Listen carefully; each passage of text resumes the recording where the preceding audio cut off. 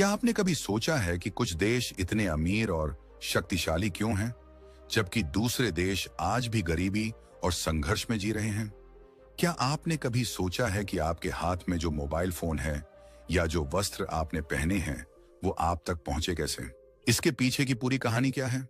आपके और मेरे जैसे आम लोग जो दिन रात मेहनत करते हैं, हमारी उस मेहनत का देश की तरक्की और दौलत से आखिर क्या रिश्ता है? ये कुछ ऐसे सवाल हैं जो हम सबके मन में कभी न कभी आते हैं। आज हम इन सभी सवालों के मूल तक जाने वाले हैं। आज हम जिस किताब की दुनिया में उतरने वाले हैं, उसे अर्थशास्त्र यानी इकोनॉमिक्स की दुनिया की बाइबल कहा जाता है। एक ऐसी किताब जिसने दुनिया को देखने का, दौलत को समझने का और देशों के अमीर बनने का पूरा नजरिया ही हमेशा के लिए बदल दिया। जी हाँ, आज हम बात करने वाले हैं महान दार्शनिक और अर्थशास्त्री एडम स्मिथ की कालजयी रचना द वेल्थ ऑफ नेशंस यानी राष्ट्रों की संपत्ति के बारे में। यह किताब लगभग 250 साल पहले लिखी गई थी, लेकिन इसके सिद्धांत आज भी उतने ही सच और जरूरी हैं जितने तब थे। ये ऑडियो बुक कुछ लंबी होने वाली है क्योंकि हम हर एक सिद्धांत को बहुत गहराई से, आसान भाषा में और आपकी मेरी जिंदगी से मिलाकर समझने वाले हैं। तो मेरी आपसे गुजारिश है कि इस वीडियो को पहले ही कहीं शेयर कर लें या सेव कर लें, ताकि आप इसे आराम से अंतराल ले लेकर सुन सकें। यह सिर्फ एक ऑडियो बुक नहीं है, यह एक ऐसा सफर है जो आपके दिमाग के दरवाजे खोल देगा और आपको वो सच दिखाएगा जो हमारी रोजमर्रा की जिंदगी के पीछे छिपा हुआ है। तो चलिए, बिना किसी देरी के शुरू करते हैं ये रोमांचक सफर और जानते हैं कि आखिर क्या है राष्ट्रों की संपत्ति का असली राज। अध्याय नंबर 1, काम के बंटवारे की जादुई ताकत। तो दोस्तों, चलिए इस महान किताब के सबसे पहले और सबसे जरूरी सिद्धांत से शुरुआत करते हैं। एडम स्मिथ पूछते हैं कि किसी भी देश की दौलत का असली स्रोत क्या है? क्या वो सोना चांदी है जो किसी देश के खजाने में भरा हो, या वो उपजाऊ जमीन है जो उसके पास है? स्मिथ कहते हैं, नहीं, किसी भी देश की असली दौलत उसके नागरिक हैं और उन नागरिकों की काम करने की क्षमता उनकी उत्पादकता है। यानी एक देश एक साल में कितना सामान और कितनी सेवाएं पैदा करता है, यही उसकी असली दौलत है। अब सवाल उठता है कि इस उत्पादकता को यानी काम करने की इस क्षमता को कैसे विकसित किया जाए। यहीं पर स्मिथ अपना सबसे शक्तिशाली आइडिया सामने रखते हैं, जिसे वो कहते हैं श्रम का विभाजन, या सरल भाषा में कहें तो काम का बंटवारा। अब आप सोच रहे होंगे कि ये तो बहुत आम सी बात है, काम का बंटवारा, इसमें नया क्या है? लेकिन रुकिए, इसकी गहराई में जो राज छिपा है वो आपको हैरान कर देगा। स्मिथ इसे समझाने के लिए एक बहुत ही सरल सा उदाहरण देते हैं, एक पिन बनाने वाली फैक्ट्री का। वो कहते हैं कि सोचिए, अगर एक अकेला आदमी एक एल्पिन या पिन बनाने की कोशिश करे तो उसे क्या क्या करना होगा? पहले उसे तार को सीधा करना होगा, फिर उसे काटना होगा, फिर एक सिरे को नुकीला करना होगा, दूसरे सिरे पर एक हेड लगाना होगा और फिर उस पिन को पॉलिश करना होगा। स्मिथ कहते हैं कि अगर एक आदमी ये सारे काम अकेले करे तो शायद वो दिन भर में मुश्किल से 1 या शायद 20 पिन ही बना पाएगा, वो शायद एक भी ना बना पाए। लेकिन अब सोचिए कि इसी काम को 10 लोगों में बांट दिया जाए। एक आदमी का काम सिर्फ तार को सीधा करना है, दूसरे का काम सिर्फ उसे काटना है, तीसरा सिर्फ उसे नुकीला करता है, चौथा सिर्फ उस पर हेड लगाता है और इसी तरह बाकी लोग भी अपना अपना खास काम करते हैं। स्मिथ ने पाया कि जब काम इस तरह से बांट दिया जाता है तो वही 10 लोग मिलकर एक दिन में 1 या 20 नहीं बल्कि 48,000 पिन बना सकते हैं। जी हाँ, आपने सही सुना, 4,800 पिन। यह है काम के बंटवारे का जादू। एक आदमी जहां एक पिन नहीं बना पा रहा था, वहीं प्रति व्यक्ति उत्पादकता विकसित होकर 4,800 पिन प्रतिदिन हो गई। अब सवाल यह उठता है कि ऐसा होता कैसे है? काम को बांटने से उत्पादकता में इतना विशाल उछाल कैसे आ जाता है? स्मिथ इसके 3 मुख्य कारण बताते हैं। पहला कारण है निपुणता या कुशलता का विकास। जब एक इंसान एक ही काम को बार बार दिन रात करता है तो वो उस काम में माहिर हो जाता है, एक एक्सपर्ट बन जाता है। उसकी उंगलियां, उसका दिमाग, उसका पूरा शरीर उस काम के लिए अनुकूल हो जाता है। जैसे कोई बल्लेबाज रोज अभ्यास करके अपने खेल में निपुण हो जाता है, ठीक वैसे ही वो वर्कर अपने छोटे से काम में परफेक्ट हो जाता है। दूसरा कारण है समय की बचत।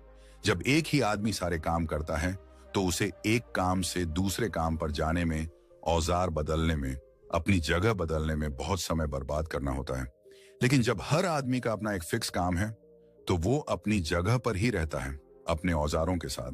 काम एक के बाद एक उसके पास आता जाता है। इससे वो समय बचता है जो काम बदलने में बर्बाद होता, और ये बूंद बूंद से सागर भरने जैसा है। हर पिन पर बचाया गया एक सेकंड भी दिन के अंत में हजारों पिनों के बराबर का उत्पादन अधिक कर देता है। और तीसरा, और शायद सबसे क्रांतिकारी कारण है, नई मशीनों और तकनीकों का आविष्कार। स्मिथ कहते हैं कि जब कोई इंसान एक ही काम को रोज करता है, तो उसका दिमाग उसी काम को और आसान और तेज बनाने के तरीके तलाश करने लगता है।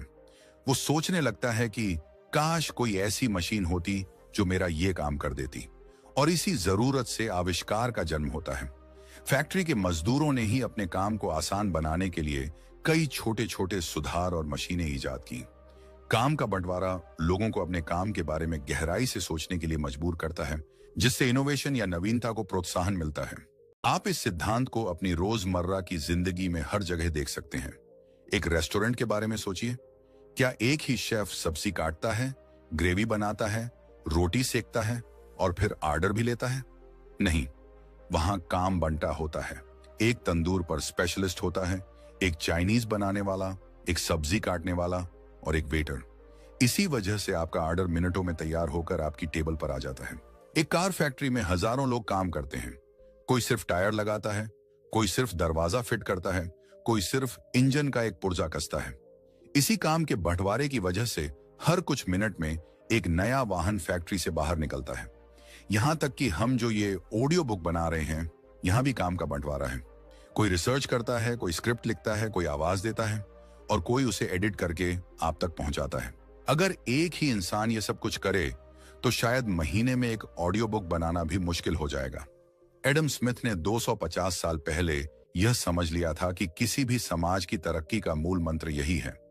जितना ज्यादा एक समाज में काम का बंटवारा होगा, जितना ज्यादा लोग अलग अलग कामों में स्पेशलाइज करेंगे, वो समाज उतना ही ज्यादा अमीर और कुशल बनेगा।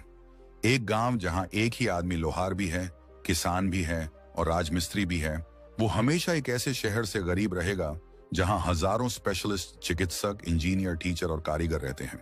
लेकिन काम का बंटवारा अपने आप में एक अंत नहीं है, ये एक शुरुआत है। ये अपने साथ कुछ सवाल भी लेकर आता है। अगर हर कोई सिर्फ एक छोटा सा काम कर रहा है, जैसे कि पिन का सिरा नुकीला करना, तो वो अपनी बाकी जरूरतों को कैसे पूरा करेगा? वो रोटी, वस्त्र, मकान कहां से लाएगा? इसका जवाब है बाजार या मार्केट। काम के बंटवारे की वजह से ही बाजार का जन्म होता है। जो आदमी दिन भर पिन बनाता है, वो उन पिनों को बेचकर जो पैसा कमाता है, उससे वो अपनी जरूरत की बाकी चीजें खरीदता है जो दूसरे स्पेशलिस्ट लोगों ने बनाई हैं। किसान अनाज उगाता है, जुलाहा वस्त्र बनाता है और पिन बनाने वाला पिन। फिर ये सब लोग बाजार में आकर अपनी अपनी चीजों का एक दूसरे से आदान प्रदान करते हैं। इस तरह एक पूरा नेटवर्क बन जाता है जहां हर कोई एक दूसरे पर निर्भर है। स्मिथ कहते हैं कि यही निर्भरता समाज को एक साथ मिलाती है। जितना विस्तृत बाजार होगा, काम के बंटवारे की गुंजाइश भी उतनी ही ज्यादा होगी।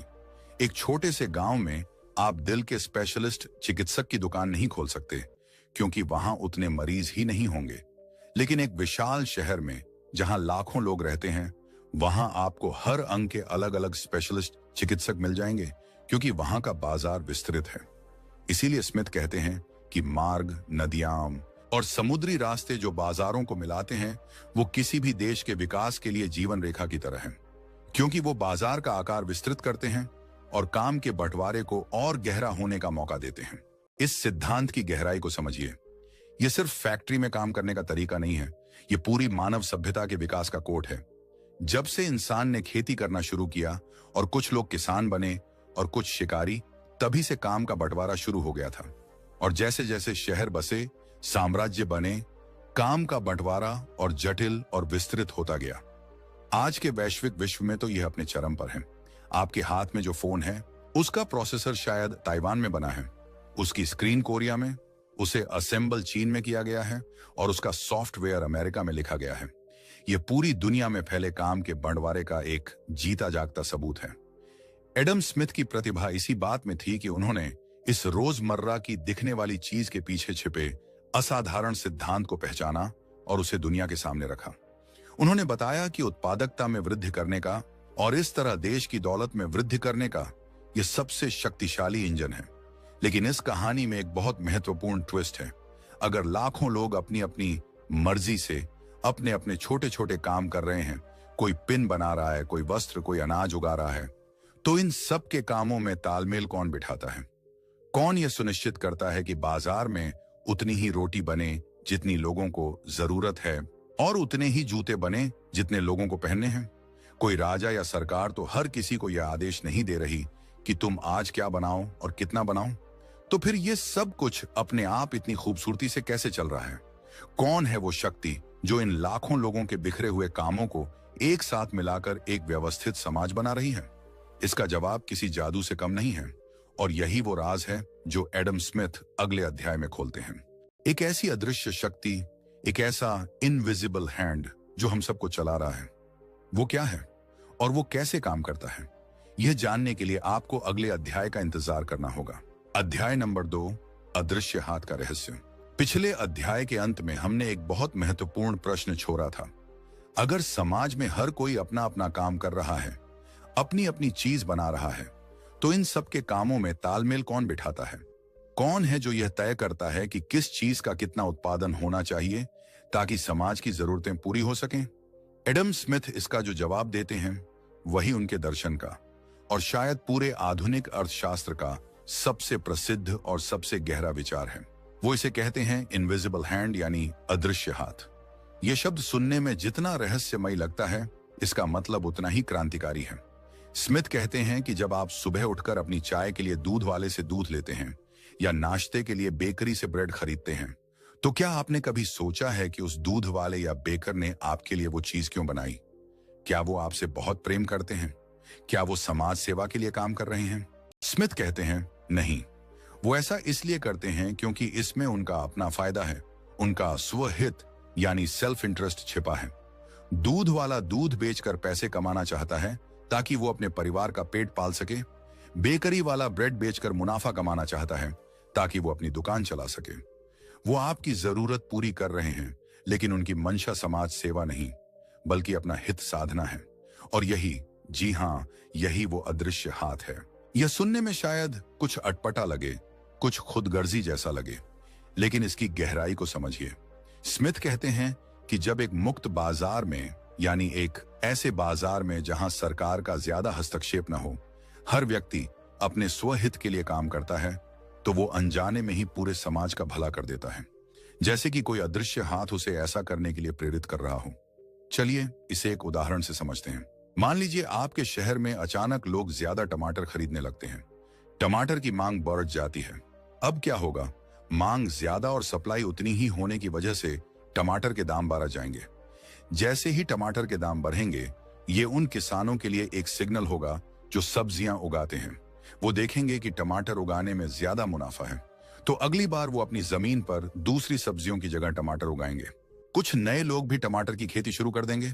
कुछ महीनों बाद बाजार में टमाटर की सप्लाई बढ़ जाएगी, और जब सप्लाई बढ़ेगी तो अपने आप टमाटर के दाम फिर से नीचे आ जाएंगे और एक संतुलन बन जाएगा। अब इस पूरी प्रक्रिया पर ध्यान दीजिए। क्या किसी सरकार या किसी अधिकारी ने आकर किसानों को आदेश दिया कि टमाटर ज्यादा उगाओ? नहीं। क्या किसानों ने शहर के लोगों की भलाई के लिए टमाटर उगाए? नहीं।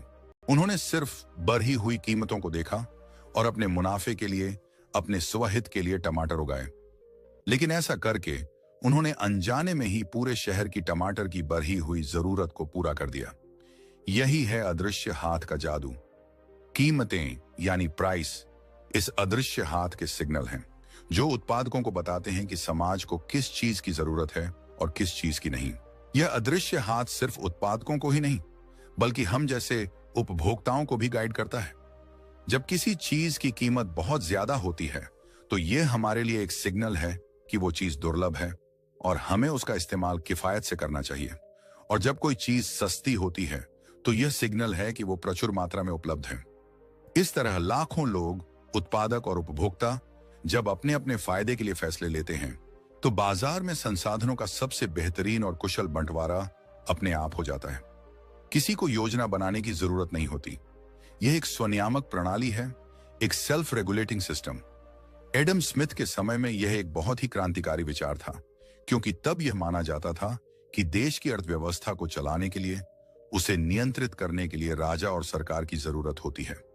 सरकार ही तय करेगी कि क्या बनेगा, कितना बनेगा और किस दाम पर बिकेगा। स्मिथ ने कहा कि यह गलत है। सरकार को अर्थव्यवस्था से अपने हाथ खींच लेने चाहिए और उसे बाजार के इस अदृश्य हाथ पर रहने देना चाहिए। इसे ही लीव इट अलोन की नीति कहा जाता है। स्मिथ का मानना था कि सरकार का हस्तक्षेप इस अदृश्य हाथ के काम में बाधा डालता है, सिग्नलों को खराब करता है और अर्थव्यवस्था को अकुशल बनाता है। लेकिन यहां एक बहुत जरूरी बात समझनी होगी। एडम स्मिथ जब स्वहित या सेल्फ इंटरेस्ट की बात करते हैं तो उनका मतलब स्वार्थ या सेल्फिशनेस से नहीं है। स्वार्थ का मतलब है सिर्फ अपना फायदा देखना, चाहे दूसरे का नुकसान ही क्यों ना हो जाए। लेकिन स्मिथ का स्वहित एक नैतिक दायरे में काम करता है। वो बेकर जो अपने फायदे के लिए ब्रेड बना रहा है, उसे यह भी पता है कि अगर वो खराब क्वालिटी की ब्रेड बनाएगा या ज्यादा दाम लेगा तो कल कोई भी ग्राहक उसकी दुकान पर नहीं आएगा। ग्राहक दूसरे बेकर के पास चला जाएगा। इसीलिए बाजार में टिके रहने के लिए उसे अपने स्वहित को साधने के लिए भी अच्छी क्वालिटी और सही दाम पर ब्रेड बेचनी होगी। इस तरह बाजार में प्रतियोगिता या कंपटीशन यह सुनिश्चित करती है कि लोगों का स्वहित समाज के लिए फायदेमंद बना रहे, नुकसानदायक नहीं। यह एक तरह का सामाजिक अनुशासन है जो बाजार खुद ही लागू करता है। आप किसी को धोखा देकर एक बार तो सामान बेच सकते हैं, लेकिन बार बार नहीं।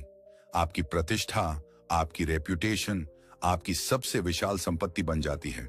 इसीलिए एक मुक्त बाजार न सिर्फ चीजों का कुशल बंटवारा करता है, बल्कि यह लोगों को ईमानदार और भरोसेमंद बनने के लिए भी प्रोत्साहित करता है।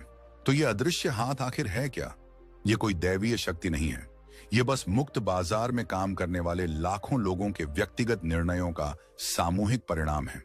यह इस बात का सबूत है कि व्यवस्था और अनुशासन के लिए हमेशा किसी केंद्रीय सत्ता या डंडे की जरूरत नहीं होती। व्यवस्था अपने आप भी उभर सकती है, नीचे से ऊपर की ओर। इसे स्पॉन्टेनियस आर्डर कहते हैं। यह विचार आज भी उतना ही प्रासंगिक है। सोचिए, इंटरनेट कैसे काम करता है? क्या कोई एक कंपनी या सरकार पूरे इंटरनेट को कंट्रोल करती है? नहीं, यह लाखों लोगों और सर्वरों का एक विकेंद्रीकृत नेटवर्क है जो कुछ सामान्य प्रोटोकॉल्स पर काम करता है। हर कोई अपने फायदे के लिए वेबसाइट बनाता है, कंटेंट डालता है, लेकिन इसका नतीजा यह है कि हमारे पास सूचना का एक विशाल भंडार उपलब्ध है। यह भी अदृश्य हाथ का ही एक आधुनिक रूप है। लेकिन अब यहां एक और गहरा सवाल उत्पन्न होता है। अगर हर कोई सिर्फ अपने मुनाफे के बारे में सोचेगा और बाजार ही सब कुछ तय करेगा, तो क्या समाज में लालच, असमानता और फ्रॉड नहीं बढ़ जाएगी? क्या यह अदृश्य हाथ हमेशा सही होता है? क्या यह कभी फेल नहीं होता? और अगर हम हर चीज को बाजार पर रहने दें, तो फिर सरकार की क्या भूमिका रह जाती है? क्या सरकार को बस चुपचाप बैठकर तमाशा देखना चाहिए? एडम स्मिथ ऐसा नहीं मानते थे। वो सरकार के लिए भी कुछ बहुत जरूरी भूमिकाएं तय करते हैं। लेकिन वो भूमिकाएं क्या हैं और ये अदृश्य हाथ कहां जाकर कमजोर हो जाता है? इस पहेली को सुलझाने से पहले हमें एक और बुनियादी सवाल का जवाब खोजना होगा। वो सवाल है, किसी भी चीज की असली कीमत क्या होती है? हम ये जो कीमतें देखते हैं, जो अदृश्य हाथ के सिग्नल हैं, ये बनती कैसे हैं? इसके पीछे का विज्ञान क्या है? इन सवालों का जवाब हमें राष्ट्रों की संपत्ति के एक और गहरे राज की ओर ले जाएगा, और वो राज हम जानेंगे अगले अध्याय में। अध्याय नंबर 3, चीजों की असली कीमत का राज। पिछले अध्याय में हमने अदृश्य हाथ की जादुई शक्ति को समझा, जो बाजार में कीमतों के सिग्नल के जरिए काम करता है। लेकिन ये कीमतें आती कहां से हैं? किसी चीज का मूल्य या वैल्यू तय कैसे होता है? यह सवाल जितना सीधा लगता है, इसका जवाब उतना ही जटिल है, और अर्थशास्त्र की दुनिया में सदियों तक इस पर बहस चली है। एडम स्मिथ ने इस गुत्थी को सुलझाने की एक बहुत गहरी कोशिश की। उन्होंने 2 तरह के मूल्य के बीच फर्क किया, एक उपयोगिता मूल्य और दूसरा विनिमय मूल्य। उपयोगिता मूल्य का मतलब है कि कोई चीज हमारे लिए कितनी उपयोगी है। जैसे पानी, हमारे जिंदा रहने के लिए पानी से ज्यादा उपयोगी कुछ भी नहीं है, इसलिए पानी का उपयोगिता मूल्य बहुत ज्यादा है। दूसरी तरफ विनिमय मूल्य का मतलब है कि किसी चीज के बदले में हमें दूसरी कितनी चीजें मिल सकती हैं, यानी उसकी बाजार में कीमत क्या है। अब स्मिथ एक पहेली की बात करते हैं जिसे पानी हीरा विरोधाभास कहा जाता है। पानी, जो जीवन के लिए सबसे जरूरी है, उसका उपयोगिता मूल्य बहुत ज्यादा है, लेकिन विनिमय मूल्य लगभग शून्य है। वो बहुत सस्ता मिलता है। वहीं दूसरी तरफ हीरा, जिसका कोई खास उपयोग नहीं है, वो बस सजावट के काम आता है। उसका उपयोगिता मूल्य बहुत कम है, लेकिन उसका विनिमय मूल्य बहुत ही ज्यादा है। वो बेशकीमती होता है। ऐसा क्यों है? इस पहेली को सुलझाने के लिए स्मिथ हमें कीमत के असली स्रोत की ओर ले जाते हैं। स्मिथ तर्क देते हैं कि किसी भी चीज का असली मूल्य, उसकी वास्तविक कीमत, वो पैसा नहीं है जो हम उसके लिए देते हैं, बल्कि वो मेहनत और मशक्कत है जो उस चीज को हासिल करने में लगती है। कहते हैं, हर चीज की वास्तविक कीमत उस चीज को प्राप्त करने में लगने वाला श्रम और परेशानी है। इसे श्रम मूल्य सिद्धांत कहते हैं। इसे एक सरल उदाहरण से समझिए। मान लीजिए एक आदिम समाज है। अगर एक हिरण का शिकार करने में एक शिकारी को 2 दिन की मेहनत लगती है और एक जंगली सुअर का शिकार करने में 1 दिन की मेहनत लगती है, तो बाजार में एक हिरण की कीमत 2 जंगली सुअरों के बराबर होगी। यहां पैसा बीच में नहीं है, लेकिन मूल्य का आधार श्रम है। जो चीज जितना ज्यादा श्रम या मेहनत की मांग करती है, वो उतनी ही ज्यादा मूल्यवान होती है। स्मिथ के अनुसार पैसा, चाहे वो सोना हो, चांदी हो या कागज का नोट, वो बस इस श्रम को मापने का एक पैमाना है, एक जरिया है। असली चीज तो मेहनत ही है। जब आप किसी चीज के लिए पैसा देते हैं, तो आप असल में उस चीज को बनाने में लगी मेहनत को खरीद रहे होते हैं, और साथ ही आप खुद को उतनी मेहनत करने से बचा रहे होते हैं। तो आपके लिए उस चीज की कीमत वो मेहनत है जिससे आप बच गए। ये एक बहुत ही गहरा विचार है। ये हमें बताता है कि अर्थव्यवस्था का आधार सोना चांदी या कागज के पीसेस नहीं, बल्कि इंसानी मेहनत है। लेकिन कहानी यहां खत्म नहीं होती। स्मिथ ये भी मानते थे कि आधुनिक समाज में, जहां सिर्फ शिकारी नहीं बल्कि जमींदार और पूंजीपति भी हैं, वहां कीमत सिर्फ श्रम से तय नहीं होती। अब कीमत के 3 हिस्से हो जाते हैं। पहला हिस्सा है मजदूरी, जो उस चीज को बनाने वाले मजदूर की मेहनत का फल है। दूसरा हिस्सा है मुनाफा, जो उस फैक्ट्री के मालिक को मिलता है जिसने अपना पैसा या पूंजी लगाकर फैक्ट्री लगाई, मशीनें खरीदी और जोखिम उठाया। और तीसरा हिस्सा है किराया, जो उस जमीन के मालिक को मिलता है जिसकी जमीन पर वो फैक्ट्री या खेत है। तो जब आप बाजार में एक ब्रेड खरीदते हैं, तो उसकी कीमत में मजदूर की मजदूरी, बेकरी मालिक का मुनाफा और जमीन का किराया, ये तीनों चीजें शामिल होती हैं। इन तीनों को मिलाकर जो कीमत बनती है, उसे स्मिथ प्राकृतिक कीमत कहते हैं। यह वो कीमत है जो किसी चीज को बनाने की लागत को ठीक ठीक पूरा कर देती है। यह एक तरह का ब्रेक इवन पॉइंट है।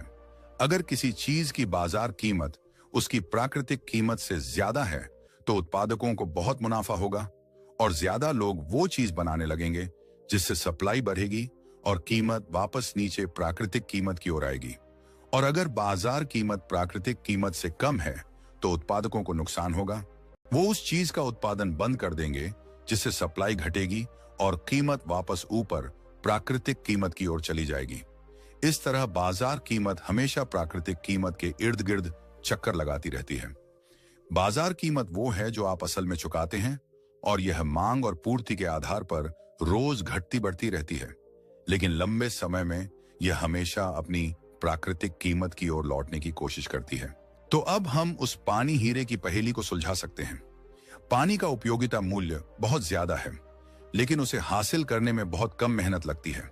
प्रकृति ने उसे हमें बहुतायत में दिया है, इसलिए उसकी प्राकृतिक कीमत और बाजार कीमत दोनों ही बहुत कम है। वहीं दूसरी तरफ हीरे का उपयोगिता मूल्य भले ही कम हो, लेकिन उसे तलाशने, खदान से निकालने, तराशने और बाजार तक पहुंचाने में बेहिसाब मेहनत, मशक्कत और पूंजी लगती है। इसीलिए उसकी प्राकृतिक कीमत बहुत ज्यादा है, और चूंकि वो दुर्लभ भी है, इसलिए उसकी बाजार कीमत और भी ज्यादा हो जाती है। तो किसी चीज की कीमत सिर्फ उसकी उपयोगिता से नहीं, बल्कि उसे पाने में लगने वाले श्रम और उसकी दुर्लभता से तय होती है।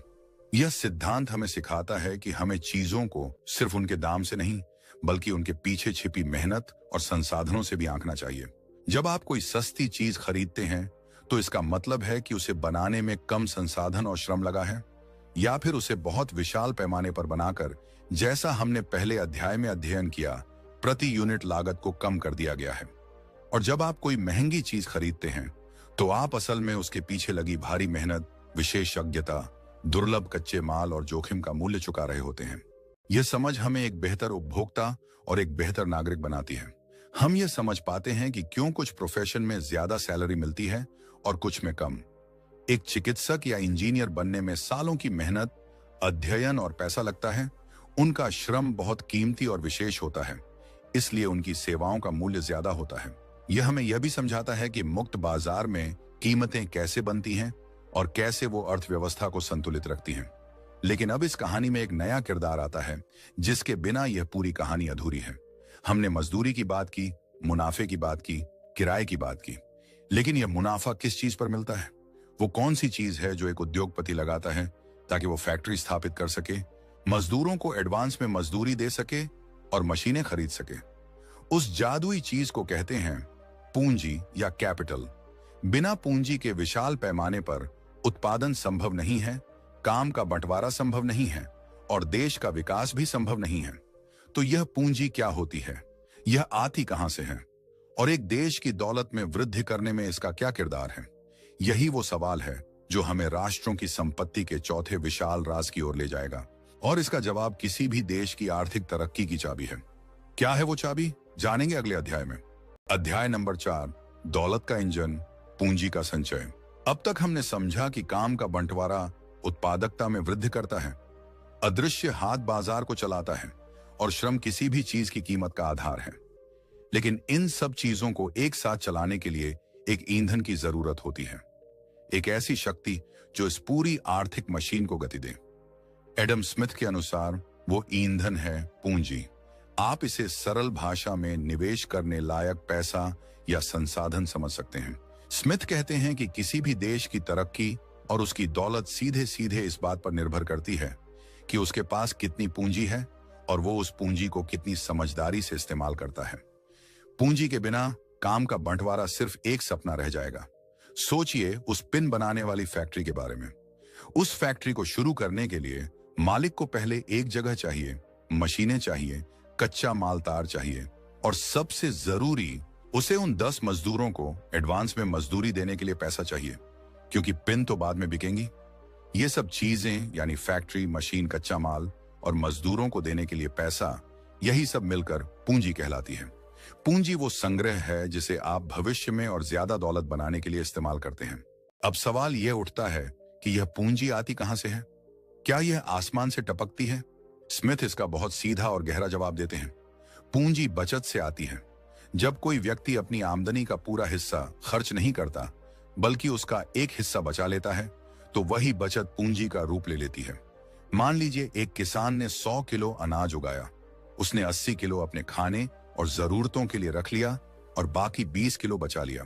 यह 20 किलो अनाज उसकी बचत है। अब वो इस बचत का क्या कर सकता है? वो इसे अगले साल बीज के तौर पर इस्तेमाल कर सकता है या फिर इसे किसी ऐसे मजदूर को दे सकता है जो उसके लिए एक नया हल बना दे। दोनों ही सूरतों में वो अपनी बचत को और ज्यादा उत्पादन करने के लिए निवेश कर रहा है। यही प्रक्रिया विशाल पैमाने पर एक पूरे देश में होती है। जब देश के नागरिक और उद्यमी अपनी आय का एक हिस्सा बचाकर उसे नई फैक्ट्रियां लगाने में, नई मशीनें खरीदने में या नए कारोबार शुरू करने में लगाते हैं, तो इसी को पूंजी संचय कहते हैं। स्मिथ के लिए बचत करना एक निजी गुण ही नहीं बल्कि एक सामाजिक पुण्य है, क्योंकि हर एक व्यक्ति की बचत देश की कुल पूंजी में सम्मिलित होती है और यही पूंजी देश के आर्थिक विकास का इंजन बनती है। स्मिथ 2 तरह के श्रम के बीच फर्क करते हैं, एक उत्पादक श्रम और दूसरा अनुत्पादक श्रम। यह समझना बहुत जरूरी है। उत्पादक श्रम वो श्रम है जो ऐसी चीज बनाता है जिसे बेचा जा सके और जो देश की पूंजी को विकसित करे। जैसे एक फैक्ट्री का मजदूर जो जूते बनाता है या एक किसान जो अनाज उगाता है, वो उत्पादक श्रम कर रहे हैं। उनके काम से एक ठोस वस्तु बनती है जो देश की संपत्ति में इजाफा करती है। दूसरी तरफ अनुत्पादक श्रम वो है जो सेवाएं प्रदान करता है, जो तुरंत ही उपभोग कर ली जाती हैं और जिनसे कोई स्थायी संपत्ति नहीं बनती। स्मिथ के उदाहरण के अनुसार एक नौकर, एक संगीतकार या यहां तक कि राजा और उसके मंत्री भी अनुत्पादक श्रम करते हैं। उनकी सेवाएं जरूरी हो सकती हैं, आरामदायक हो सकती हैं, लेकिन वो देश के पूंजी संग्रह को नहीं बढ़ाती। उनकी तनख्वाह सीधे देश की आय से दी जाती है, पूंजी से नहीं। अब स्मिथ यह नहीं कह रहे कि अनुत्पादक श्रम बेकार है। वो बस ये कह रहे हैं कि एक देश की दौलत तब विकसित होती है जब ज्यादा से ज्यादा पूंजी को उत्पादक श्रम में लगाया जाता है। जिस देश में ज्यादा लोग फैक्ट्रियों, खेतों और कारोबार में लगे हैं, वो देश उस देश से ज्यादा अमीर होगा जहां ज्यादा लोग नौकर, चाकर और सरकारी मुलाजिम हैं। यह विचार आज की दुनिया में विवादास्पद हो सकता है, क्योंकि आज हम सेवा क्षेत्र को भी बहुत महत्वपूर्ण मानते हैं। लेकिन स्मिथ के समय के औद्योगिक क्रांति के संदर्भ में यह एक शक्तिशाली विश्लेषण था। उनका मुख्य बिंदु यह था कि दौलत पैदा करने के लिए आपको चीजें बनानी होंगी और चीजें बनाने के लिए आपको उत्पादक श्रम में निवेश करना होगा। तो पूंजी संचय की यह प्रक्रिया चलती कैसे है? ये एक चक्र की तरह है। एक उद्यमी बचत करता है या दूसरों की बचत उधार लेता है, जिसे हम बैंक से लिया कर्ज कहते हैं। इस पूंजी से वो एक फैक्ट्री लगाता है और उत्पादक मजदूरों को काम पर रखता है। इन मजदूरों की मदद से और काम के बंटवारे के सिद्धांत का उपयोग करके वो बहुत सारा सामान बनाता है। इस सामान को बाजार में बेचकर उसे मुनाफा होता है। अब वो इस मुनाफे का क्या करता है? एक समझदार उद्यमी इस मुनाफे का एक विशाल हिस्सा फिर से अपने व्यापार में लगा देता है। वो और विशाल फैक्ट्री लगाता है और बेहतर मशीनें खरीदता है और ज्यादा मजदूरों को काम पर रखता है। इससे उत्पादन और विकसित होता है, मुनाफा और विकसित होता है, और वो फिर से उसे निवेश कर देता है। यह चक्र लगातार चलता रहता है। पूंजी से मुनाफा, मुनाफे से और ज्यादा पूंजी, और ज्यादा पूंजी से और ज्यादा मुनाफा। इसी चक्र से व्यक्तिगत उद्यमी भी अमीर बनता है और देश भी अमीर बनता है, क्योंकि जब ज्यादा फैक्ट्रियां लगती हैं तो ज्यादा लोगों को रोजगार मिलता है। जब बेहतर मशीनें आती हैं तो चीजें सस्ती और अच्छी बनती हैं, जिससे आम आदमी का जीवन स्तर सुधरता है। इस तरह पूंजी का संचय सिर्फ कुछ लोगों के लिए नहीं, बल्कि पूरे समाज के लिए फायदेमंद होता है। यही कारण है कि स्मिथ उन समाजों की प्रशंसा करते हैं जो बचत और निवेश को प्रोत्साहित करते हैं, और उन समाजों की आलोचना करते हैं जो फिजूल खर्ची और दिखावे पर जोर देते हैं। तो राष्ट्रों की संपत्ति का एक और विशाल राज यह है, असली दौलत सोना चांदी जमा करने से नहीं, बल्कि पूंजी का संचय और उसका उत्पादक कामों में निवेश करने से आती है। एक देश अमीर इसलिए नहीं है कि उसके पास सोने की खदानें हैं, बल्कि इसलिए है कि उसके नागरिकों और उद्यमियों ने पीढ़ी दर पीढ़ी बचत करके उसे उत्पादन के साधनों में बदला है। उन्होंने मार्ग बनाए, बंदरगाह बनाए, फैक्ट्रियां लगाईं और तकनीक में निवेश किया। यही असली राष्ट्र की संपत्ति है। यह सिद्धांत हमें सिखाता है कि आर्थिक विकास कोई एक रात का चमत्कार नहीं है। ये एक धीमी, धैर्यपूर्ण प्रक्रिया है जो बचत, निवेश और कड़ी मेहनत पर आधारित है। लेकिन अब यहां से एक बहुत ही महत्वपूर्ण सवाल उत्पन्न होता है। स्मिथ ने जिस व्यवस्था की बात की, काम का बंटवारा, अदृश्य हाथ, मुक्त बाजार, पूंजी संचय, ये सब उस समय की प्रचलित व्यवस्था से बिल्कुल अलग थी। उस समय यूरोप में एक और व्यवस्था चलती थी जिसे मर्केंटिलिज्म या वणिकवाद कहते थे। वो व्यवस्था क्या थी और एडम स्मिथ क्यों मानते थे कि वो व्यवस्था देशों को अमीर बनाने की बजाय गरीब बना रही थी? स्मिथ की यह किताब असल में उस पुरानी व्यवस्था पर एक हमला थी। वो पुरानी गलत धारणा क्या थी जिसने दुनिया को सदियों तक गुमराह रखा। इसका पर्दाफाश हम करेंगे अगले अध्याय में और जानेंगे कि कैसे स्मिथ के विचारों ने एक पूरी आर्थिक सोच को चुनौती दी। अध्याय नंबर 5, वो गलती जिसने देशों को अमीर बनने से रोका, वणिकवाद। अब तक हमने एडम स्मिथ के उन सिद्धांतों को समझा जो एक देश को अमीर बनाते हैं, लेकिन उनकी किताब द वेल्थ ऑफ नेशंस सिर्फ यह बताने के लिए नहीं लिखी गई थी कि क्या करना चाहिए, बल्कि यह बताने के लिए भी लिखी गई थी कि क्या नहीं करना चाहिए। यह किताब उस समय यूरोप में छाई हुई एक बहुत ही शक्तिशाली और गलत आर्थिक विचारधारा पर एक सीधा हमला थी। उस विचारधारा को कहते हैं मर्केंटिलिज्म या वणिकवाद। इसे समझे बिना हम स्मिथ के विचारों की क्रांतिकारी प्रकृति को नहीं समझ सकते। तो यह वणिकवाद आखिर था क्या? यह एक ऐसी सोच थी जो मानती थी कि दुनिया में दौलत सीमित है और यह दौलत सोने और चांदी के रूप में है। इसलिए एक देश को अमीर बनने का सिर्फ एक ही तरीका है, दूसरे देशों से ज्यादा सोना और चांदी अपने देश में लाना और उसे बाहर जाने से रोकना। यह एक शून्य योग का खेल की तरह था। यानी अगर एक देश अमीर हो रहा है तो इसका मतलब है कि कोई दूसरा देश जरूर गरीब हो रहा होगा। आपकी जीत मेरी हार है और मेरी जीत आपकी हार।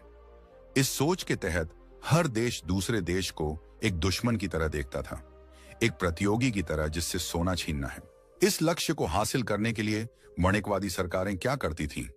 वो दो मुख्य रणनीतियां अपनाती थीं। पहली, निर्यात को ज्यादा से ज्यादा विकसित करना और दूसरी, आयात को ज्यादा से ज्यादा घटाना। उनका मानना था कि जब हम अपना सामान दूसरे देशों को बेचते हैं निर्यात, तो बदले में हमें सोना और चांदी मिलती है, और जब हम दूसरे देशों से सामान खरीदते हैं आयात, तो हमारा सोना और चांदी देश से बाहर चला जाता है। इसलिए सरकारें अपनी कंपनियों को निर्यात करने के लिए सब्सिडी देती थीं, उन्हें हर तरह की मदद करती थीं, और दूसरी तरफ वो बाहर से आने वाले सामान पर भारी टैक्स लगा देती थीं, जिसे टैरिफ कहते हैं। कई बार तो वो विदेशी सामान पर पूरी तरह से रोक ही लगा देती थीं, जिसे आयात प्रतिबंध कहते हैं। इसका मकसद यह था कि देश के लोग विदेशी सामान न खरीदें और देश का सोना देश में ही रहे। इसके अलावा वणिकवादी देश अपनी कॉलोनियां या उपनिवेश बनाते थे, जैसे ब्रिटेन ने भारत को बनाया। इन कॉलोनियों का काम था अपने मालिक देश को सस्ता कच्चा माल देना और फिर उसी मालिक देश से महंगा तैयार माल खरीदना। इस पूरी प्रक्रिया में भी सोना और चांदी कॉलोनी से निकलकर मालिक देश के खजाने में पहुंच जाता था। संक्षेप में कहें तो वणिकवाद का पूरा खेल व्यापार संतुलन को अपने पक्ष में रखने का था, यानी निर्यात हमेशा आयात से ज्यादा होना चाहिए। एडम स्मिथ ने इस पूरी सोच को मूल से खारिज कर दिया। उन्होंने कहा कि यह दौलत को समझने का एक बहुत ही बचकाना और गलत तरीका है। उनकी पहली और सबसे महत्वपूर्ण आपत्ति यह थी कि दौलत सोना चांदी नहीं है। जैसा कि हमने पिछले अध्यायों में देखा, स्मिथ के लिए असली दौलत एक देश की उत्पादन क्षमता है, उसके खेत, उसकी फैक्ट्रियां, उसके नागरिकों का कौशल, यानी वो कुल सामान और सेवाएं जो एक देश पैदा कर सकता है। सोना और चांदी तो बस उस दौलत को खरीदने बेचने का एक माध्यम है, वो खुद दौलत नहीं है। स्मिथ ने एक बहुत ही सरल सा तर्क दिया। अगर एक देश के पास बहुत सारा सोना है लेकिन खाने को अनाज नहीं है और पहनने को वस्त्र नहीं है, तो क्या आप उसे अमीर कहेंगे? नहीं, असली अमीरी तो जीवन स्तर में है, चीजों की उपलब्धता में है। वणिकवादी सोच पैसे को ही मकसद मान बैठी थी, जबकि पैसा तो सिर्फ एक साधन है। दूसरी बात, स्मिथ ने कहा कि व्यापार कोई शून्य योग का खेल नहीं है, जहां एक की जीत दूसरे की हार हो, बल्कि यह एक सकारात्मक योग का खेल है, जहां दोनों ही पक्ष फायदे में रहते हैं। जब दो देश आपस में व्यापार करते हैं तो दोनों को फायदा होता है। कैसे? काम के बंटवारे के सिद्धांत को याद कीजिए। स्मिथ ने इसी सिद्धांत को देशों के स्तर पर लागू किया। उन्होंने निरपेक्ष लाभ का सिद्धांत दिया।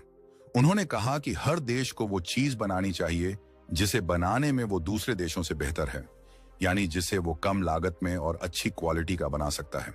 मान लीजिए पुर्तगाल में अच्छी धूप और जमीन है, तो वो कम मेहनत में अच्छी शराब बना सकता है, और इंग्लैंड में अच्छे कारीगर और मशीनें हैं, तो वो कम मेहनत में अच्छा वस्त्र बना सकता है।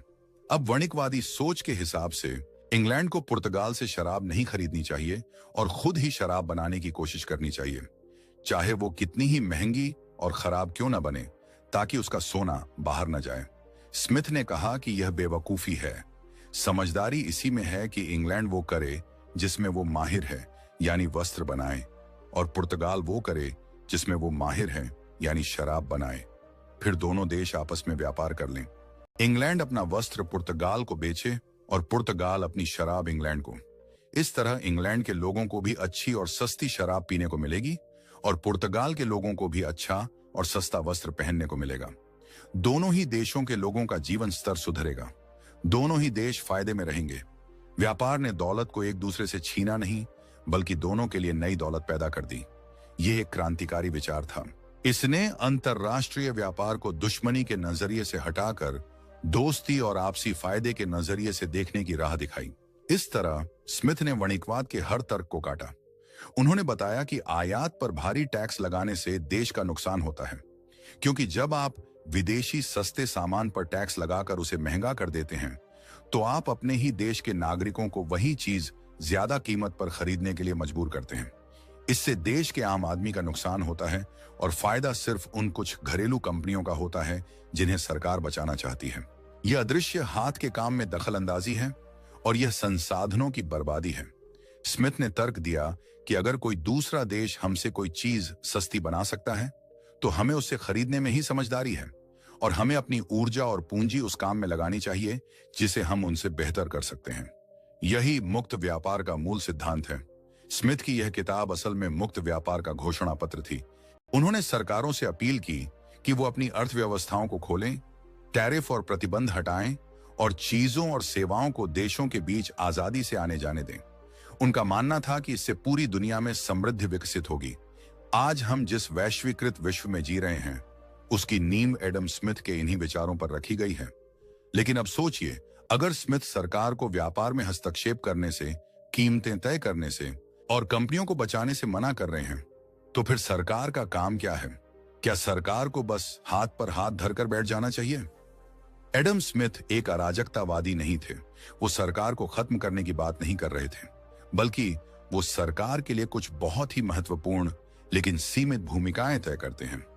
वो भूमिकाएं क्या हैं जो एक देश को चलाने और उसकी दौलत को विकसित करने के लिए जरूरी हैं, और सरकार को किन कामों से बिल्कुल दूर रहना चाहिए? इस संतुलन का राज हम जानेंगे अगले अध्याय में। अध्याय नंबर 6, सरकार की सही भूमिका, एक प्रहरी या एक मालिक। अब तक हमने एडम स्मिथ के मुक्त बाजार और अदृश्य हाथ के शक्तिशाली विचारों को समझा। हमने यह भी देखा कि कैसे उन्होंने सरकारों द्वारा अर्थव्यवस्था में किए जाने वाले हस्तक्षेप यानी वणिकवाद का विरोध किया। यह सब सुनकर ऐसा लग सकता है कि एडम स्मिथ सरकार को पूरी तरह से नाकारा मानते थे और एक ऐसी दुनिया चाहते थे जहां सरकार का कोई अस्तित्व ही ना हो। लेकिन यह सच का केवल आधा हिस्सा है। स्मिथ अराजकतावादी नहीं थे। वो जानते थे कि एक सभ्य और समृद्ध समाज को चलाने के लिए सरकार का होना निहायत ही जरूरी है। लेकिन वो सरकार को एक मालिक की तरह नहीं, बल्कि एक प्रहरी या एक अंपायर की तरह देखते थे।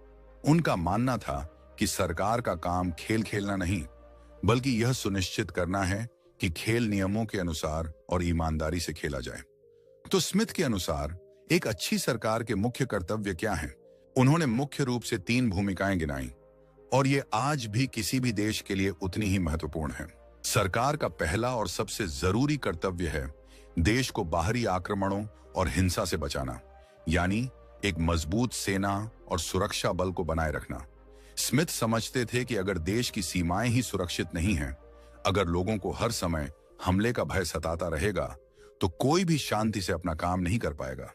न किसान खेती कर पाएगा, न व्यापारी व्यापार कर पाएगा, और न ही कोई नई फैक्ट्री लगाने का जोखिम उठाएगा।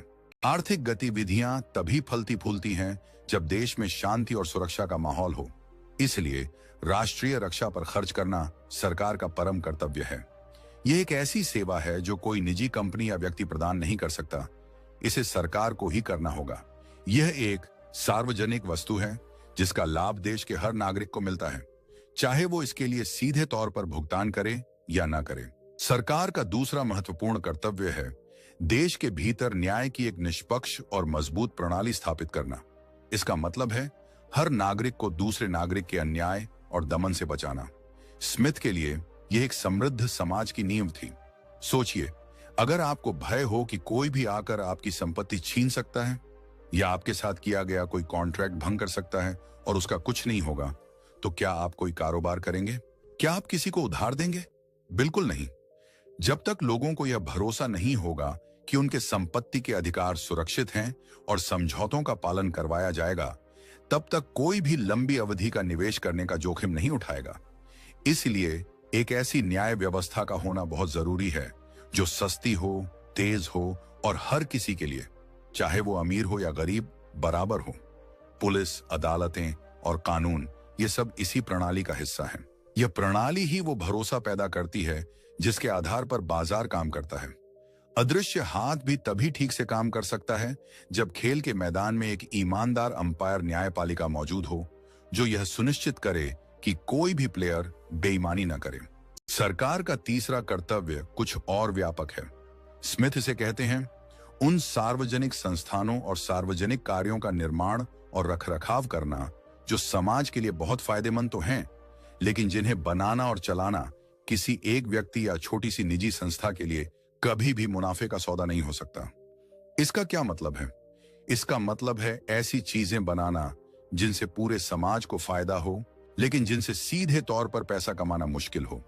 इसके क्लासिक उदाहरण हैं मार्ग, सेतु, बंदरगाह, नहरें और कुछ हद तक आधारभूत शिक्षा। एक अच्छे मार्ग से देश के हर व्यापारी, हर किसान, हर नागरिक को फायदा होता है। यह बाजारों को मिलाती है, व्यापार को आसान बनाती है और काम के बंटवारे को प्रोत्साहन देती है। लेकिन क्या कोई निजी कंपनी पूरे देश में मार्ग बनाने का काम शुरू करेगी? शायद नहीं, क्योंकि हर मार्ग से गुजरने वाले हर व्यक्ति से टोल वसूलना बहुत मुश्किल और महंगा काम होगा। इसलिए यह काम सरकार को करना चाहिए। इसी तरह स्मिथ का मानना था कि सरकार को आम लोगों के लिए आधारभूत शिक्षा की व्यवस्था करनी चाहिए। क्यों? क्योंकि उन्होंने काम के बंटवारे का एक नकारात्मक पहलू भी देखा था। उन्होंने महसूस किया था कि जब एक मजदूर दिन रात एक ही छोटा और नीरस काम करता है तो उसका दिमाग सुस्त और कुंद हो सकता है। वो दुनिया के बाकी मामलों से कट सकता है। इस समस्या से निपटने के लिए और एक बेहतर नागरिक बनाने के लिए सरकार को उसे कम से कम अध्ययन करना, लिखना और गिनना सिखाना चाहिए। तो संक्षेप में स्मिथ की आदर्श सरकार की भूमिका है: बाहर से रक्षा, अंदर से न्याय और कुछ जरूरी सार्वजनिक ढांचों का निर्माण। इसके अलावा बाकी सभी आर्थिक मामलों में सरकार को हस्तक्षेप नहीं करना चाहिए। उसे यह तय नहीं करना चाहिए कि कौन सी कंपनी सफल होगी और कौन सी असफल। उसे कीमतें नियंत्रित नहीं करनी चाहिए। उसे लोगों को यह नहीं बताना चाहिए कि वो अपना पैसा कहां निवेश करें। ये सारे फैसले व्यक्तियों और बाजार के अदृश्य हाथ पर त्याग देने चाहिए। स्मिथ की यह सीमित सरकार की अवधारणा उदारवाद का एक केंद्रीय स्तंभ है। यह व्यक्ति की स्वतंत्रता पर जोर देती है। यह मानती है कि लोग खुद अपने लिए बेहतर निर्णय ले सकते हैं, बशर्ते उन्हें एक सुरक्षित और न्यायपूर्ण माहौल मिले। लेकिन अब एक बहुत ही विशाल और व्यावहारिक सवाल आता है। सरकार जो ये सारे काम करेगी, सेना रखना, अदालतें चलाना, मार्ग बनाना, उसके लिए पैसा कहां से आएगा? जाहिर है, पैसा टैक्स से आएगा। तो एडम स्मिथ के अनुसार एक अच्छी टैक्स प्रणाली कैसी होनी चाहिए? क्या सरकार को जैसे चाहे वैसे टैक्स लगाने का अधिकार होना चाहिए? नहीं। स्मिथ ने टैक्स लगाने के भी कुछ बहुत ही सुनहरे सिद्धांत दिए, जो आज भी दुनिया भर की सरकारों के लिए एक मार्गदर्शक की तरह हैं।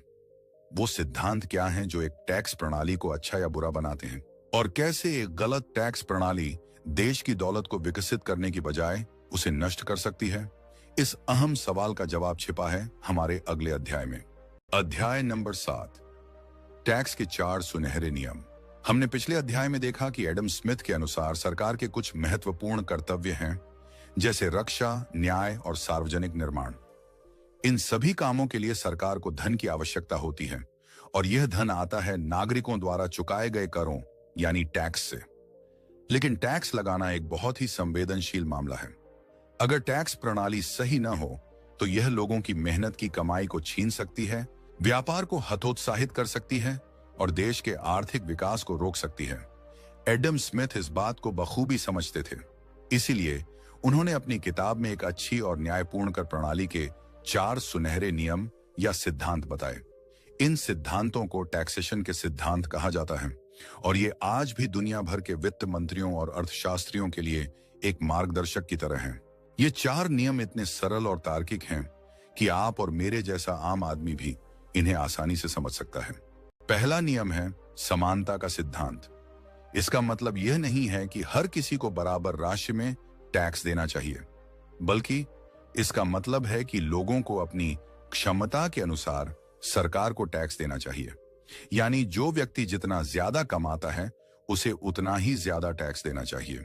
स्मिथ कहते हैं कि नागरिकों को सरकार के समर्थन में अपनी संबंधित क्षमताओं के अनुपात में योगदान देना चाहिए, यानी उस राजस्व के अनुपात में जो वे क्रमशः राज्य के संरक्षण में प्राप्त करते हैं।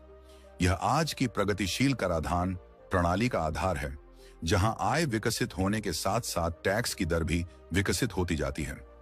यह सिद्धांत न्याय पर आधारित है। एक गरीब मजदूर जिसकी आमदनी बहुत कम है, उस पर टैक्स का बोझ कम होना चाहिए, और एक अमीर उद्योगपति जिसकी आमदनी बहुत ज्यादा है, उस पर टैक्स का बोझ ज्यादा होना चाहिए। यह सुनिश्चित करता है कि टैक्स का भार समाज में उचित रूप से वितरित हो और किसी एक वर्ग पर बहुत ज्यादा दबाव न बने।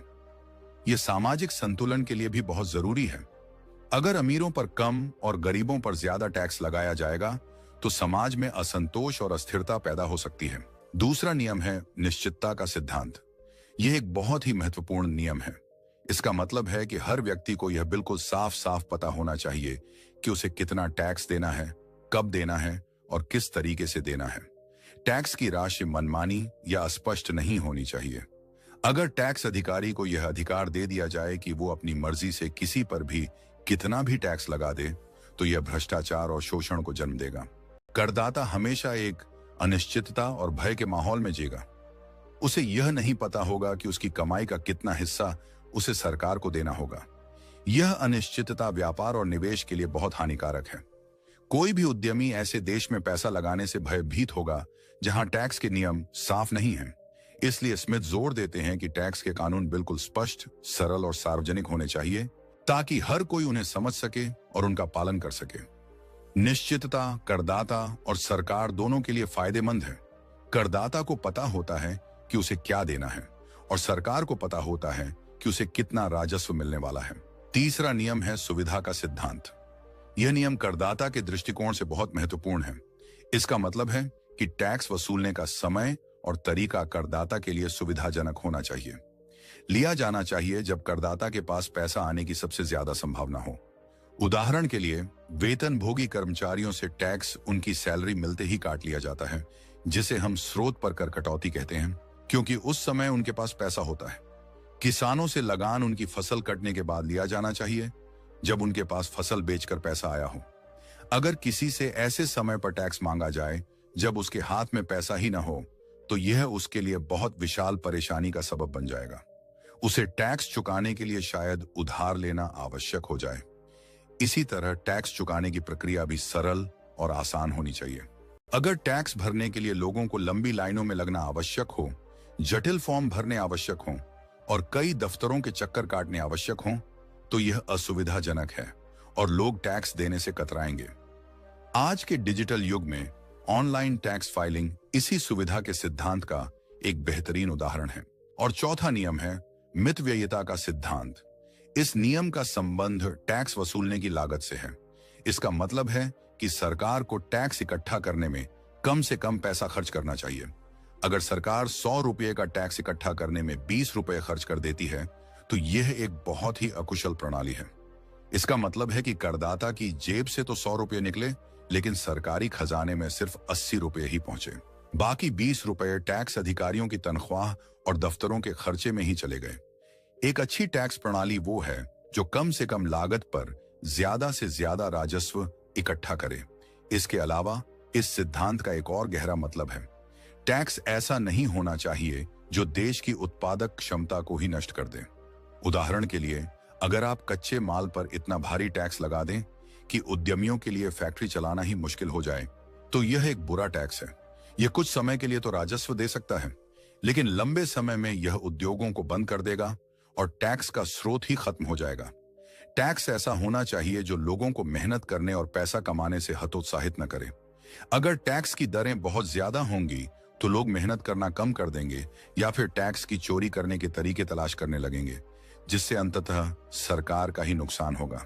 ये 4 नियम, समानता, निश्चितता, सुविधा और मितव्ययिता, मिलकर एक आदर्श टैक्स प्रणाली की रूपरेखा तैयार करते हैं। ये एक ऐसी प्रणाली है जो न्यायपूर्ण है, पारदर्शी है, नागरिक अनुकूल है और कुशल है।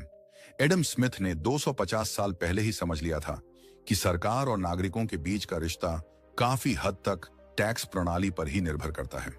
एक अच्छी टैक्स प्रणाली लोगों में सरकार के प्रति विश्वास पैदा करती है, जबकि एक खराब प्रणाली असंतोष और विद्रोह को जन्म दे सकती है। लेकिन ये सारे सिद्धांत, काम का बंटवारा, अदृश्य हाथ, पूंजी संचय, मुक्त व्यापार, सरकार की भूमिका और टैक्स के नियम, इन सब का अंतिम लक्ष्य क्या है? इन सब को मिलाकर जो तस्वीर बनती है वो क्या है? आखिर एक राष्ट्र असल में अमीर बनता कैसे है? क्या कोई एक फार्मूला है? एडम स्मिथ इन सभी धागों को एक साथ कैसे पिरोते हैं? हमारी इस ऑडियो बुक के अगले और अंतिम कुछ अध्यायों में हम इन सभी विचारों को एक साथ लाकर राष्ट्रों की संपत्ति का अंतिम और सबसे विशाल राज जानने की कोशिश करेंगे। हम देखेंगे कि कैसे व्यक्तिगत स्वतंत्रता और आर्थिक स्वतंत्रता मिलकर एक ऐसे समाज का निर्माण करते हैं जो न केवल अमीर बल्कि खुशहाल भी हो। लेकिन क्या यह रास्ता इतना सीधा है? क्या इसमें कोई चुनौतियां नहीं हैं? इन सवालों के जवाब हमें एडम स्मिथ के दर्शन के शिखर तक ले जाएंगे। अध्याय नंबर 8, दौलत का असली स्रोत, उत्पादक श्रम। अब हम अपनी यात्रा में एक ऐसे मुकाम पर पहुंच चुके हैं जहां हम एडम स्मिथ के सभी विशाल विचारों को एक साथ मिलाकर देख सकते हैं। हमने अलग अलग अध्यायों में काम के बंटवारे, अदृश्य हाथ, पूंजी और सरकार की भूमिका को समझा। अब सवाल यह है कि इन सब को मिलाकर जो विशाल तस्वीर बनती है, उसका केंद्र बिंदु क्या है? राष्ट्र की संपत्ति का असली मौलिक स्रोत क्या है? स्मिथ इसका जवाब अपनी किताब की पहली लाइन में ही दे देते हैं। किसी भी राष्ट्र की वार्षिक श्रम आपूर्ति ही वो कोष है जो उसे जीवन की सभी आवश्यक और सुविधाजनक वस्तुएं प्रदान करता है। इस एक वाक्य में ही उनकी पूरी आर्थिक फिलॉसफी का सार छिपा है। स्मिथ के लिए दौलत का मतलब खजानों में भरा सोना या जमीन के पीसेस नहीं है। दौलत का मतलब है वो सभी सामान और सेवाएं जिनका हम साल भर में उपभोग करते हैं। हमारा भोजन, हमारे वस्त्र, हमारे घर, हमारे वाहन, हमारी किताबें, हमारी मनोरंजन की वस्तुएं। और यह सब आता कहां से है? यह सब आता है देश के लोगों के श्रम यानी मेहनत से। एक देश की असली संपत्ति उसके मेहनतकश नागरिक हैं।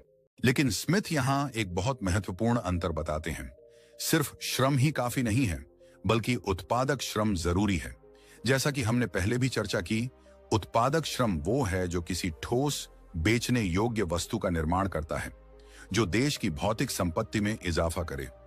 एक फैक्ट्री में काम करने वाला मजदूर, एक खेत में काम करने वाला किसान, एक कारीगर जो फर्नीचर बनाता है, ये सब उत्पादक श्रम के उदाहरण हैं।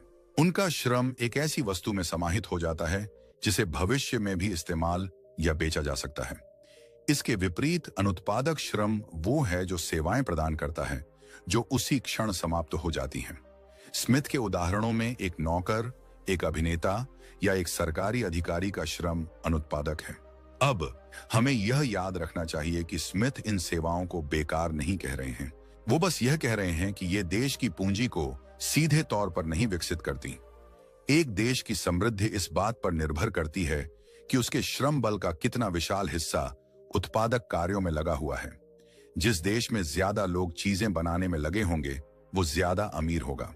अब इस उत्पादक श्रम की शक्ति को कैसे विकसित किया जाए? स्मिथ इसके दो मुख्य तरीके बताते हैं और यही दोनों तरीके उनकी पूरी किताब का ढांचा है। पहला तरीका है श्रमिकों के कौशल, निपुणता और निर्णय में सुधार करना। यह कैसे हासिल होता है? इसका जवाब हम पहले अध्याय में देख चुके हैं। काम के बंटवारे के माध्यम से जब काम को छोटे छोटे हिस्सों में बांट दिया जाता है, तो हर मजदूर अपने काम में माहिर हो जाता है। उसकी उत्पादकता कई गुना विकसित हो जाती है। तो उत्पादकता में वृद्धि करने का पहला स्तंभ है विशेषज्ञता। दूसरा तरीका है उत्पादक श्रमिकों की संख्या को अनुत्पादक श्रमिकों की संख्या के अनुपात में विकसित करना। यह कैसे होता है? इसका जवाब है पूंजी संचय के माध्यम से। जब देश में बचत और निवेश विकसित होता है, तो नई फैक्ट्रियां और कारोबार खुलते हैं। ये नई फैक्ट्रियां ज्यादा से ज्यादा उत्पादक मजदूरों को काम पर रखती हैं। तो उत्पादकता में वृद्धि करने का दूसरा स्तंभ है निवेश। तो पूरा फार्मूला क्या बना? ज्यादा काम का बंटवारा और ज्यादा पूंजी का निवेश। ये दोनों मिलकर उत्पादक श्रम की शक्ति को विकसित करते हैं, जिससे देश में ज्यादा सामान और सेवाएं पैदा होती हैं, और यही राष्ट्र की विकसित होती हुई संपत्ति है। इस पूरी प्रक्रिया को एक चक्र के रूप में देखिए। एक उद्यमी बचत करता है और पूंजी जमा करता है। वह इस पूंजी से एक फैक्ट्री शुरू करता है और मजदूरों को काम पर रखता है। वह फैक्ट्री में काम का बंटवारा लागू करता है, जिससे मजदूरों की उत्पादकता विकसित हो जाती है। ज्यादा उत्पादकता के कारण वह कम लागत में ज्यादा माल बनाता है। इस माल को बाजार में बेचकर उसे मुनाफा होता है। वह इस मुनाफे को फिर से निवेश करता है, अपनी फैक्ट्री को और विशाल करता है और ज्यादा मजदूरों को काम पर रखता है। इससे देश में उत्पादक श्रमिकों की संख्या विकसित होती है। ज्यादा उत्पादन से चीजें सस्ती होती हैं, जिससे आम लोगों का जीवन स्तर सुधरता है।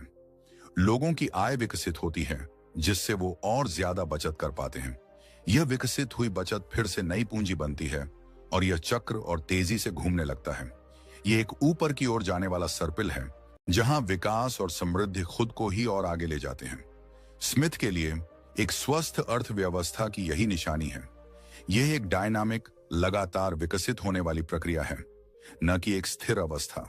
इस पूरी व्यवस्था के केंद्र में व्यक्ति है, वो मेहनतकश मजदूर, वो बचत करने वाला नागरिक, वो जोखिम उठाने वाला उद्यमी। स्मिथ का पूरा दर्शन आर्थिक स्वतंत्रता के विचार पर आधारित था। मानना था कि जब लोगों को अपनी मेहनत का फल रखने, अपनी संपत्ति को सुरक्षित रखने और अपने हिसाब से कोई भी व्यापार या पेशा चुनने की आजादी होती है, तो वो अपनी पूरी क्षमता का इस्तेमाल करते हैं। अदृश्य हाथ यह सुनिश्चित करता है कि जब हर कोई अपनी भलाई के लिए काम करता है, तो अनजाने में ही समाज की भलाई हो जाती है।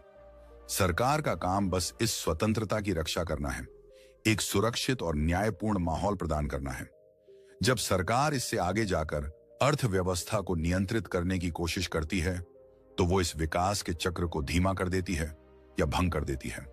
वो लोगों को मेहनत करने से हतोत्साहित करती है, संसाधनों को गलत जगह लगाती है और अदृश्य हाथ के संकेतों को जाम कर देती है। इसलिए स्मिथ के लिए कम शासन ही बेहतर शासन है। लेकिन अब एक आखिरी और सबसे महत्वपूर्ण सवाल बचा है। क्या यह व्यवस्था एकदम परफेक्ट है? क्या मुक्त बाजार और स्वहित पर आधारित समाज में कोई कमियां नहीं है? क्या एडम स्मिथ ने सब कुछ अच्छा ही देखा, या उन्होंने इस व्यवस्था के कुछ खतरों को भी पहचाना था? स्मिथ एक यथार्थवादी विचारक थे, कोई भोले भाले सपने देखने वाले नहीं। उन्होंने अपनी व्यवस्था की कुछ संभावित कमियों और चुनौतियों को भी उजागर किया था। वो चुनौतियां क्या हैं और उनसे कैसे निपटा जा सकता है, ये जानना हमें एक संतुलित और संपूर्ण समझ देगा, और यही हम जानेंगे अपने अगले अध्याय में। अध्याय नंबर 9, अदृश्य हाथ की सीमाएं और नैतिक समाज की जरूरत। एडम स्मिथ को अक्सर एक ऐसे विचारक के रूप में चित्रित किया जाता है जो मुक्त बाजार के प्रबल समर्थक थे और मानते थे कि बाजार कभी कोई गलती नहीं कर सकता। लेकिन यह एक अधूरी और गलत तस्वीर है। स्मिथ एक दार्शनिक भी थे और इंसानी स्वभाव की जटिलताओं को समझते थे।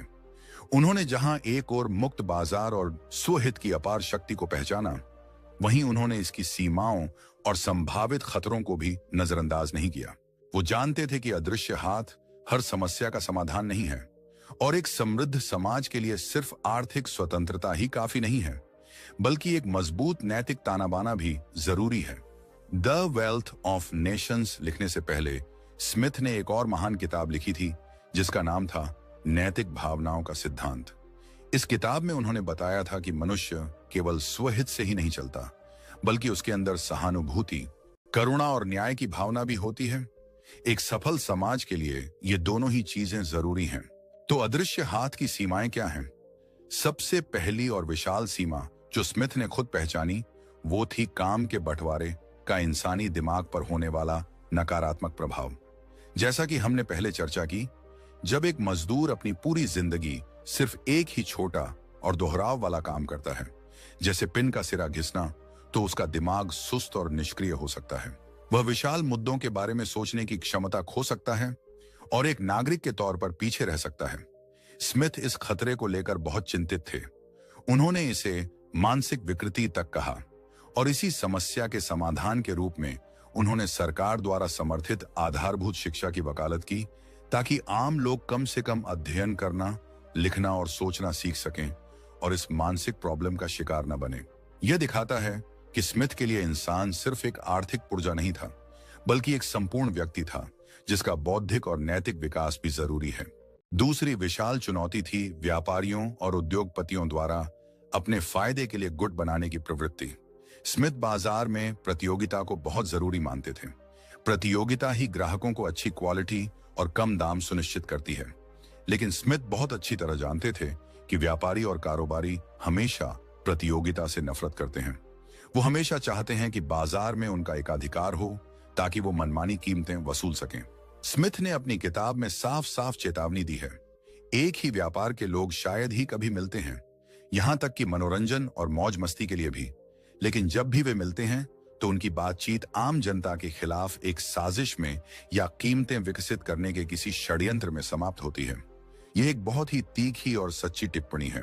स्मिथ जानते थे कि कारोबारी हमेशा सरकार पर दबाव डालकर ऐसी नीतियां बनवाने की कोशिश करेंगे जो उनके हक में हों और प्रतियोगिता को खत्म करें, जैसे कि विदेशी सामान पर भारी टैक्स लगवाना या नए लोगों को उनके व्यापार में आने से रोकना। इसलिए स्मिथ ने आम जनता और नीति निर्माताओं को ऐसे व्यापारी गुटों से हमेशा सावधान रहने की सलाह दी। सरकार की एक भूमिका यह भी है कि वो बाजार में स्वस्थ प्रतियोगिता बनाए रखे और एकाधिकार को पनपने से रोके।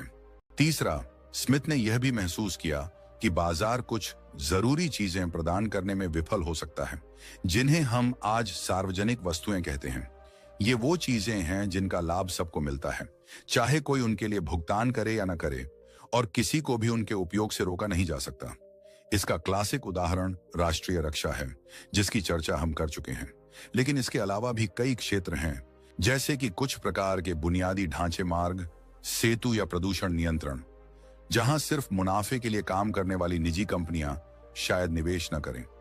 इन मामलों में जहां बाजार विफल हो जाता है, वहां सरकार को हस्तक्षेप करके उन सेवाओं को प्रदान करना होता है। स्मिथ की सीमित सरकार की अवधारणा का मतलब शून्य सरकार नहीं था, बल्कि एक ऐसी सरकार थी जो केवल वही काम करे जो व्यक्ति या बाजार खुद नहीं कर सकते। अंत में स्मिथ का पूरा आर्थिक ढांचा एक नैतिक नींव पर आधारित था। उनका स्वहित का विचार बेलगाम लालच नहीं था। यह न्याय, ईमानदारी और भरोसे के सामाजिक नियमों के भीतर काम करता है। एक ऐसा समाज जहां कोई किसी पर भरोसा नहीं करता, जहां हर कोई एक दूसरे को धोखा देने की फिराक में रहता है, जहां कॉन्ट्रैक्ट का कोई सम्मान नहीं है, वहां मुक्त बाजार काम ही नहीं कर सकता। अर्थव्यवस्था विश्वास पर चलती है। आपको भरोसा होता है कि जब आप बैंक में पैसा जमा करेंगे तो वो सुरक्षित रहेगा। आपको भरोसा होता है कि जब आप कोई सामान खरीदेंगे तो वो वैसा ही निकलेगा जैसा बताया गया है। यह भरोसा ही उस अदृश्य हाथ को चिकनाई देने वाला तेल है। यह भरोसा कहां से आता है? यह आता है समाज के नैतिक मूल्यों से, अच्छी परवरिश से, धर्म से और एक मजबूत न्याय प्रणाली से जो बेईमान लोगों को सजा देती है। इसलिए स्मिथ के लिए एक समृद्ध राष्ट्र न केवल एक उत्पादक राष्ट्र है, बल्कि एक नैतिक राष्ट्र भी है। दौलत और सद्गुण एक दूसरे के दुश्मन नहीं, बल्कि साथी हैं। यह एक बहुत ही गहरी और महत्वपूर्ण सीख है जो आज की दुनिया में अक्सर भुला दी जाती है, जहां मुनाफे को ही सब कुछ मान लिया जाता है। तो अब हम अपनी यात्रा के अंतिम मुकाम पर हैं। हमने एडम स्मिथ की दुनिया की सैर की और राष्ट्रों की संपत्ति के कई राज जाने। अब समय है इन सभी सीखों को एक साथ समेटने का और यह देखने का कि 250 साल पुरानी यह किताब आज हमारे लिए, भारत के एक नागरिक के लिए, क्या मायने रखती है। चलिए अंतिम अध्याय में इस ज्ञान के महासागर से कुछ अनमोल मोती चुनते हैं। अध्याय नंबर 10, आज की दुनिया के लिए एडम स्मिथ के सबक। दोस्तों, हमने एडम स्मिथ की द वेल्थ ऑफ नेशंस के साथ एक लंबा और ज्ञानवर्धक सफर तय किया है। हमने काम के बंटवारे के जादू से लेकर अदृश्य हाथ के रहस्य तक, पूंजी के इंजन से लेकर मुक्त व्यापार के फायदों तक और सरकार की भूमिका से लेकर टैक्स के सिद्धांतों तक कई महत्वपूर्ण मुकामों को पार किया है। अब जब हम इस यात्रा के अंत में हैं, तो यह सोचना लाजमी है कि 250 साल पहले स्कॉटलैंड में लिखे गए ये विचार आज 21वीं सदी के भारत में हमारे लिए क्या मायने रखते हैं। क्या ये सिर्फ किताबी बातें हैं या इनमें आज भी हमारी जिंदगी और हमारे देश को बेहतर बनाने की ताकत है? जवाब है, इनमें आज भी अपार शक्ति और प्रासंगिकता है। एडम स्मिथ के विचार कालातीत हैं, क्योंकि वो इंसानी स्वभाव और समाज के मूल सिद्धांतों पर आधारित हैं। सबसे पहला और विशाल सबक जो हमें मिलता है वो है आर्थिक स्वतंत्रता का महत्व। स्मिथ ने हमें सिखाया कि जब व्यक्तियों और कारोबारों को अपनी प्रतिभा का उपयोग करने, जोखिम उठाने और अपने हिसाब से काम करने की आजादी मिलती है तो चमत्कार होते हैं। भारत ने 1991 में जब अपनी अर्थव्यवस्था को खोला और लाइसेंस राज को खत्म करके बाजारों को ज्यादा आजादी दी, तो हमने देखा कि देश ने कितनी तेजी से तरक्की की। लाखों लोग गरीबी से बाहर निकले, नए नए उद्योग पनपे और आज भारत दुनिया की सबसे तेजी से विकसित होती अर्थव्यवस्थाओं में से एक है। यह स्मिथ के विचारों का जीता जागता प्रमाण है।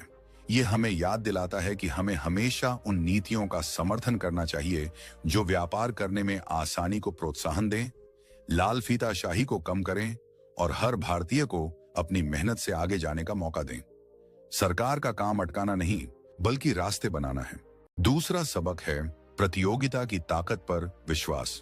स्मिथ ने हमें चेताया था कि व्यापारी हमेशा एकाधिकार चाहते हैं। आज की दुनिया में भी हम विशाल विशाल कंपनियों को देखते हैं जो बाजार पर कब्जा करना चाहती हैं और प्रतियोगिता को खत्म करना चाहती हैं। स्मिथ हमें याद दिलाते हैं कि एक उपभोक्ता के तौर पर हमारा सबसे विशाल दोस्त प्रतियोगिता है। प्रतियोगिता ही हमें बेहतर क्वालिटी, कम दाम और ज्यादा विकल्प देती है।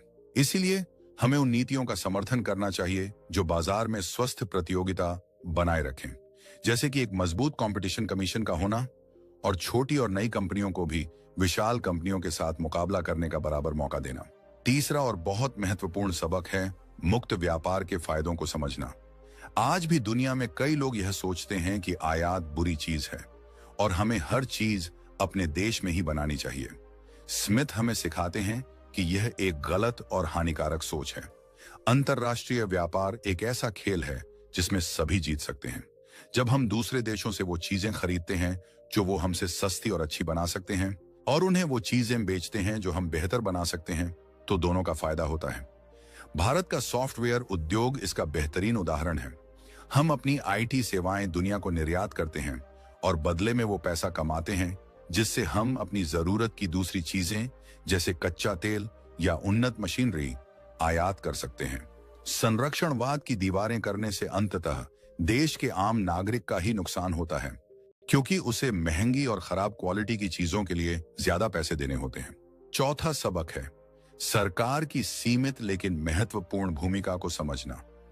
स्मिथ हमें एक संतुलित दृष्टिकोण देते हैं।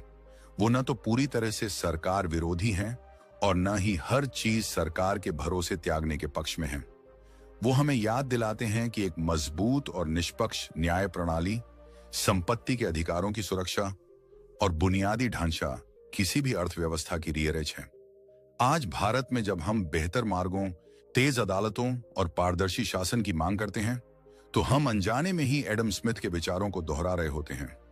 हमें एक ऐसी सरकार चाहिए जो अपने मुख्य कर्तव्यों को कुशलता से निभाए और बाकी मामलों में लोगों को आजादी से काम करने दे। और अंतिम सबक, जो शायद सबसे गहरा है, वो है एक नैतिक समाज के महत्व को समझना। स्मिथ हमें याद दिलाते हैं कि कोई भी अर्थव्यवस्था सिर्फ नियमों और कानूनों पर नहीं चल सकती। ये भरोसे, ईमानदारी और सहानुभूति पर चलती है। जब हम टैक्स की चोरी करते हैं या अपना काम बेईमानी से करते हैं या सिर्फ अपने लालच के बारे में सोचते हैं, तो हम उस सामाजिक ताने बाने को कमजोर करते हैं जिस पर हमारी समृद्धि टिकी है। एक अच्छा नागरिक होना और एक सफल अर्थव्यवस्था का हिस्सा होना, ये दो अलग अलग चीजें नहीं हैं। तो दोस्तों, द वेल्थ ऑफ नेशंस सिर्फ अर्थशास्त्र की एक किताब नहीं है। यह स्वतंत्रता, समृद्धि और एक बेहतर समाज बनाने का एक घोषणा पत्र है। यह हमें सिखाती है कि दौलत का असली स्रोत हमारे देश के लोगों की मेहनत, उनकी रचनात्मकता और उनकी आजादी में निहित है। यह हमें एक आशावादी दृष्टिकोण देती है कि सही सिद्धांतों पर चलकर कोई भी राष्ट्र अपनी किस्मत बदल सकता है और अपने नागरिकों के लिए एक बेहतर भविष्य का निर्माण कर सकता है। वाह, अगर आप यहां तक पहुंच गए हैं तो मैं आपको दिल से बधाई देना चाहता हूं। यह एक गहरी और विचारोत्तेजक ऑडियो बुक थी और इसे पूरा सुनना आपके ज्ञान के प्रति प्रेम और धैर्य को दिखाता है। हमने एडम स्मिथ के साथ मिलकर राष्ट्रों की संपत्ति के कई रहस्यों से पर्दा उठाया। हमने काम के बंटवारे की जादुई ताकत को समझा जिसने उत्पादकता में क्रांति ला दी। हमने उस अदृश्य हाथ को महसूस किया जो लाखों लोगों के स्वहित को समाज की भलाई में बदल देता है। हमने जाना कि असली दौलत सोना चांदी नहीं, बल्कि देश के लोगों की उत्पादक क्षमता है। हमने पूंजी संचय के उस शक्तिशाली इंजन को देखा जो बचत और निवेश से चलता है। हमने मुक्त व्यापार के उस अवसर को खोला जो सभी देशों के लिए समृद्धि के दरवाजे खोलती है।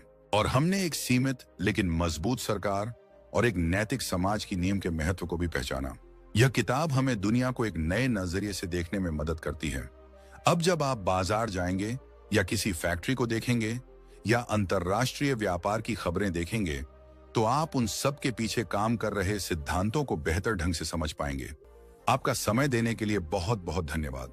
मिलते हैं अगली ऑडियो बुक में, एक नई किताब, एक नए विचार और एक नई प्रेरणा के साथ।